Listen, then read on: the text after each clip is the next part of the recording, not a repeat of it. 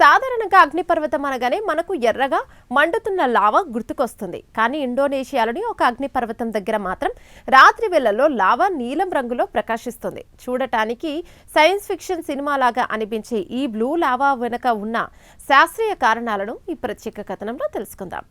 ఈ వింత దృశ్యం ఇండోనేషియాలోని తూర్పు జావాలో ఉన్న కావా ఇజన్ అనే అగ్నిపర్వత సమూహం వద్ద కనిపిస్తుంది. ఇది ప్రపంచంలోనే అత్యంత అరుదైన దృశ్యం.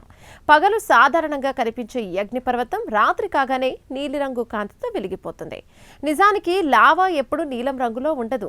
లోపల నుండి వచ్చే లావా ఎరుపు నారింజ రంగులోనే ఉంటుంది. కానీ ఈ అగ్నిపర్వతం నుండి భారీ మొత్తంలో సల్ఫ్యూరిక్ వాయువులు విడుదలవుతాయి.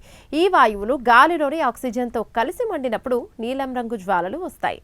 ఇక్కడ ఉష్ణోగ్రతలు 600 డిగ్రీల సెల్సియస్ దాటినప్పుడు సల్ఫర్ వాయువులు అత్యంత వేగంగా మండుతాయి. ఆ మంటలు ద్రవ రూపంలో ఉన్న సల్ఫర్తో కలిసి కిందకు ప్రవహిస్తున్నప్పుడు అది నీలం రంగులో ప్రవహిస్తున్న లావాలాగా కనిపిస్తోంది. అంటే ఇది లావా రంగు కాదు, మండుతున్న సల్ఫర్ రంగు మాత్రమే. ఈ అగ్నిపర్వతం శిఖరం పైన ప్రపంచంలోనే అతిపెద్ద యాసిడిక్ క్రేటర్ లేక్ ఉంది.